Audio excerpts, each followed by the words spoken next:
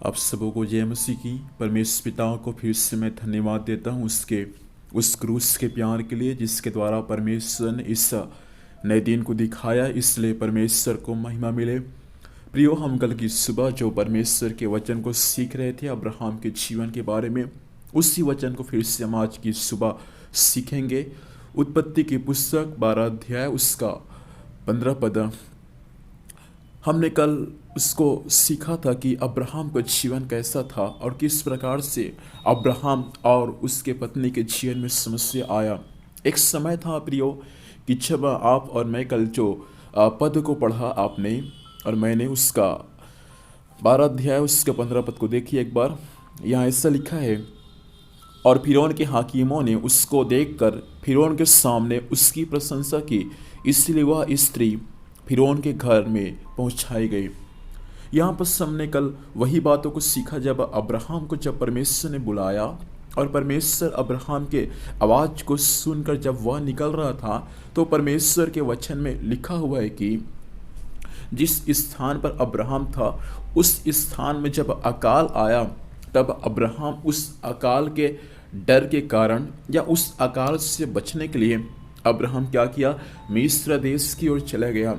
और जब अब्राहम मिस्र देश की ओर जब गया, तब परमेश्वर के वचन में लिखा हुआ है कि स्वयं सारा जो अब्राहम की पत्नी थी उनके जीवन में क्या आया, संकट आया, और वह सारा फिरौन के राजमहल में पहुंचाया गया। आगे हम देखते हैं कि सारा के कारण स्वयं फिरौन ने क्या किया, अब्राहम का भलाई किया। 15 पद में लिखा, 16 पद में लिखा है कि अब्राहम ने क्या किया, जब अब्राहम की पत्नी सारा जब मिस्र देश में उस फिरौन के राजमहल में जब पहुंच गई, तब फिरौन ने क्या किया, सारा के कारण इस अब्राहम का भलाई किया। उसको बहुत सारे भेड़ बकरी गाय बैल और दास दासियाँ अब्राहम को दिया। मैं आपसे कहना चाहता हूँ, हम परमेश्वर के मार्गों में चलते हैं। हम दुख और कठिन समस्याओं के समय हम यदि पीछे मिस्र देश की ओर छाएंगे, तो याद रखिएगा केवल हम पर ही नहीं परंतु हमारे पत्नी पर, हमारे परिवार पर, हमारे बच्चों पर भी क्या करेगा, उसका प्रभाव पड़ेगा।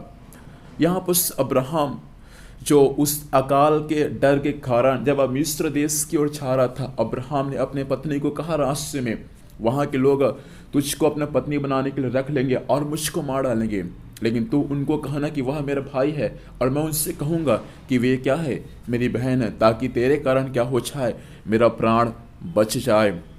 और उसके बाद फिरौन के हाकिमों ने देखा कि सारा बहुत सुंदर है, फिरौन के पास में जाकर उसकी चर्चा किया, और उसके बाद में फिरौन ने हाकिमों को भेजकर सारा को क्या किया, राजमहल में बुला लिया।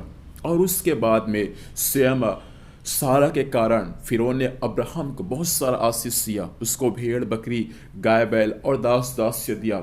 उसके बाद परमेश्वर के वचन में लिखा है 17 पद में कि उस सारा के कारण जो फिरौन के राजमहल में थी, उस राजमहल में क्या आया, संकट आया, उस राजमहल में समस्या आया, उस राजमहल में और पूरे मिस्र के ऊपर क्या आया, बड़ा बड़ा विपत्ति को आया, जिसके बारे में आप और मैं 17 पद में पढ़ सकते हैं।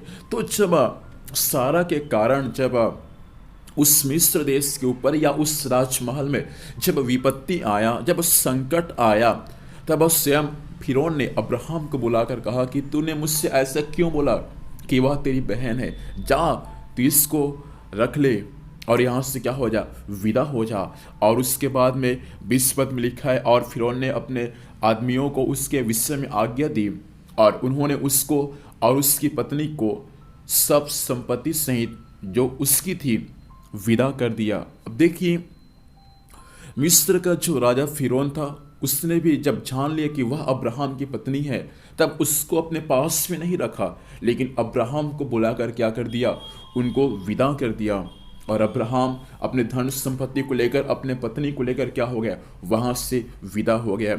मैं आपसे कहना चाहता हूँ, अब्राहम जो मिस्र देश में परमेश्वर के साथ में समझौता कर लिया, अपने विश्वास के साथ में समझौता कर लिया, अपने पत्नी के साथ में समझौता कर लिया, इसलिए संकट और क्लेश उसके पत्नी के ऊपर में आया। मैं आपसे कहना चाहता हूँ कि कई बार हम भी मसीह जीवन में कई बार हम क्या कर लेते हैं, परमेश्वर के साथ या अन्य व्यक्तियों के साथ या अपने परिवार के साथ क्या कर लेते हैं, हम समझौता कर लेते हैं। जब हमारे जीवन में दुख आता है, जब हमारे जीवन में समस्या आता है, जब हमारे जीवन में आत्मिक अकाल आता है, उस समय कई बार हम अपने जीवन का समझौता कर लेते हैं। अब्राहम उस अकाल के समय क्या कर लिया, संसार के साथ में समझौता कर लिया। इसलिए हालेलुया, इसलिए सारा संकट में पड़ी। मैं आपसे कहना चाहता हूँ, संसार कभी भी आप संसार के साथ में समझौता ना करें। जीवन में कितना दुख आए, कितना भी कष्ट और क्लेश आए, लेकिन आप परमेश्वर के विश्वास में बने रहेंगे, परमेश्वर आपके लिए हर एक वस्तु का प्रबंध करेगा। अब्राहम कुछ समय तक धीरज नहीं धरा, लेकिन अब्राहम उस अकाल को देखकर मिस्र देश को चला गया। अब्राहम सोचा कि मिस्र देश में मेरे लिए सब कुछ तो है, मिस्र देश में सब चीज है, वहाँ अकाल नहीं है, वहाँ जाने से क्या हो जाएगा, मेरा अकाल समाप्त हो जाएगा, वहाँ मुझको अच्छे से खाना और वस्तु, खाना पीना अच्छे से मुझको वहाँ मिलेगा। इस उद्देश्य के साथ अब्राहम जब वहाँ निकला, तब क्या हुआ, अब्राहम के कारण, उसके पत्नी के कारण उस मिस्र में क्या आया, विपत्ति आया। हम सोचते हैं कई बार हम संसार के साथ समझौता कर लेते हैं और सोचते हैं कि बहुत अच्छी बात है, हमने संसार के साथ समझौता कर लिया, या हम अन्य जाति के साथ कई बार मसीह के कारण समझौता कर लेते हैं और ऐसा करके हम सोचते हैं कि उनका भला होगा, लेकिन उसका विपरीत होता है। मिस्र के ऊपर जैसा बड़ा बड़ा विपत्ति आया अब्राहम के द्वारा, वैसा हमारे द्वारा भी कई एक परिवार में क्या आता है, विपत्ति आता है। जब परमेश्वर अपने विश्वास को किया, बेटी और बेटा को जब वे संसार के उस पाप में जब रहते हैं, तो परमेश्वर उनको विपत्ति को डालकर उनको वहाँ से क्या करता है, बाहर निकालता है। इस बातों को ध्यान दीजिए। आज की सुबह के समय अब्राहम क्या किया, मिस्र देश में जब चले गया तो अब्राहम के जीवन परीक्षाएं आया, उसके पत्नी संकट में पड़ा, अब्राहम संकट में पड़ा, लेकिन उस परीक्षा के द्वारा, उस संकट के द्वारा परमेश्वर हमको यही सिखाना चाहता है कि हम कभी भी अपने विश्वास का समझौता न करें। दुख के समय हो, समस्याओं के समय हो, या जीवन में कितनी भी मुश्किल हालात के समय क्यों न हो, आप अपने कभी भी विश्वास का समझौता संसार के साथ में न करें। प्रभु ने आपको बुलाया, परमेश्वर ने आपको सेवकाई के लिए चुना, परमेश्वर ने आपको सेवकाई के लिए अलग किया। परमेश्वर चाहता है कि वे आपके जीवन में हर एक कमी और घटी को पूरा करेगा। बस शर्तें है कि हम धीरज के साथ परमेश्वर पिता का बाट जोने वाले हो जाए। मैं आपसे कहना चाहता हूँ, अब्राहम जब मिस्र देश से तो बच निकला, अब्राहम का पत्नी मिस्र देश से तो बच निकला, लेकिन मैं आपसे कहना चाहता हूँ उसका प्रभाव अब्राहम के वंश पर पड़ा। ऐसा कहा जाता है कि अब्राहम की पत्नी जो हाजिरा थी, उसको अब्राहम ने मिस्र देश में प्राप्त किया और उसके द्वारा एक बेटा का जन्म हुआ जिसका नाम इस्माइल है। और इस्माइल जो था सदा काल के लिए क्या बन गया, इस्राएल का शत्रु बन गया। हालेलुया।